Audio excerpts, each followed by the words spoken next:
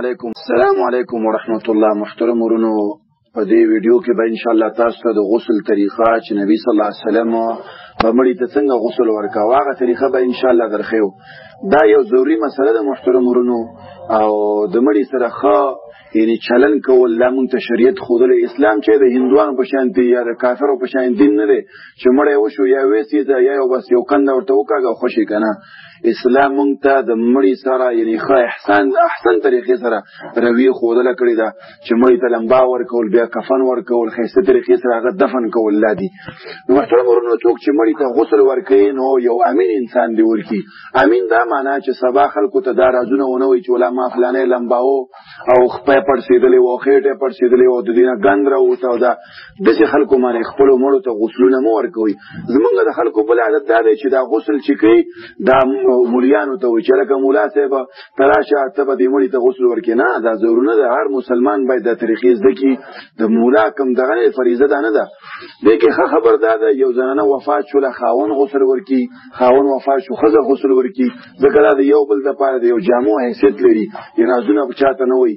یا مثال د چا پلار وفات شو هغه زوی غسل ورکړي، همداسې مور وفات شو لورې ورکړي. دغه امینان خلک دي چې غسل به ورکړي.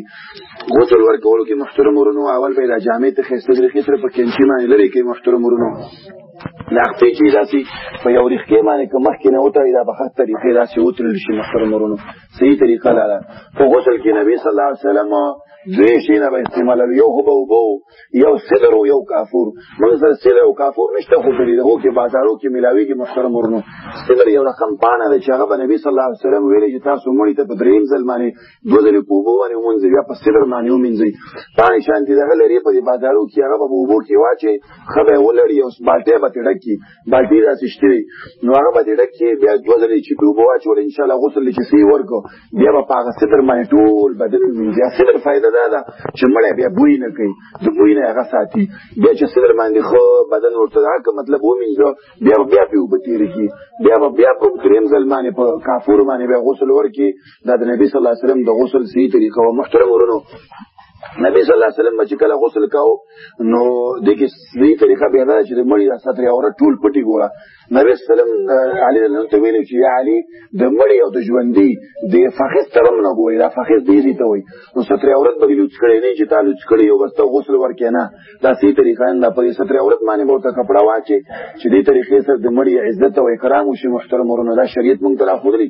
دا عزت کول دا یو فریضه ده د مړي، دا بد نه کې. د غسل نه مخکې صحیح طریقه چې په دې خېټه باندې ورته چې زور وشي، داسې زور ورته پې وشي که کومه ګندګي په خېټه کې مطلب چې هغه بهر راوځي، داسې نه چې ته غسل ورکړې او د غسل نه بعد د هغه نه څه مواد ګندګي راوځي. ځکه انسان مړی دی او په ځان باندې خو د هغه کنټرول نه وي، ټول کفن به ته ګندګي. نو د هغه نه مخکې چې ته غسل ورکړې داسې چې دا مړی داسې راجګ کړي، داسې لږې راجګ کړي ده او د خېټه باندې ورته زور کړي داسې چې څه ګندګي چې هغه ترې وځي. بیا همداسې کومه چې موږ استنجا کوو، استنجا طریقه د محترم ورونو دغسې دغسې کې به دغه کړي او لاس ته به یې کپړه اچولي، بربند لاس نه، لاس ته کپړه واچو. کوم چې مثال ستر عورت دی هلته اوبه اچول ښه مګل آیا دا ویښته کټ کول او دا څنګه دي. محترم ورونو، دې ته لاس نه وړل پکار. کوم چې مثال زیر ناف ویښته دي نوکانو کې خلا بیا هم څه حرج نشته، خو د زیر ناف او خرګو ویښته چې دي هغه ته چې ګوته ور نه وړل شي ښه خبره ده. کومه چې استنجا ورته وکړه عامه استنجا ده. ګوره غسل د میت کوم فرق نه لري نورو غسلونو سره. استنجا دې ورته وکړله، بیا به یې لاسونه ومینځي، داسې به یې لاسونه راواخلي. مثال دا لاسونه به یې داسې کړي او په دې پې واچوئ، دا لاسونه به په درې ځلې ومینځي. کوم چې اودس مونږ کوم عام اودس دی د مانځه دپاره، خو یو پوزه کې اوبه داسې مه چې اوبه ور وشیندې، نه داسې مه کوه. لاس د چلونکو په اوبو باندې د چلونکو په خوله کې ورته داسې ووهه، په پوزه کې ورته ووهه. د دې طریقې سره ځکه دا اوبه چې ته ور واچوې بېرته په دې بدن باندې ترې وځي، نو ضرورت نشته چې ته دغه کې اوبه چې ورته په خوله کې واچوې. لاس لندول لا کافي کېږي. بیا به همداسې کوم چې مخ مینځي، مخ به ورته درې ځلې ومینځي. کوم چې عام مونږ مینځنه کوو، کوم چې سر مسحه د لاسونه دي، خپې دي، عام اودس دی کوم چې نورمل مونږ ورکوو. بیا غسل ورکول دي عام طریقه ده.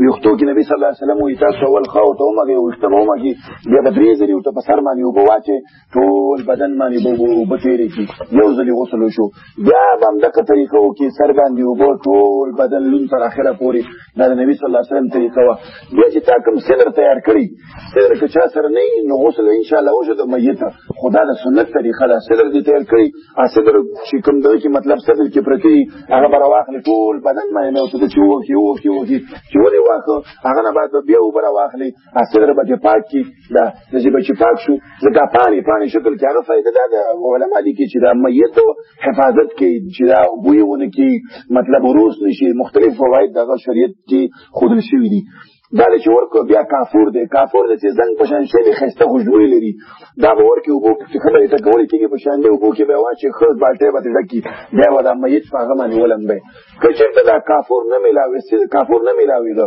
عام صابون یو دام کولی شي څباک نه کړي هغه استعمالولی شي دا د میت حقوق د محترم ورونو د دې نه بعد چې کوم مړی دی هغه به راواخلي ښایسته طریقې سره به یې وچ کړي او بیا به ورته کفن تیار کړي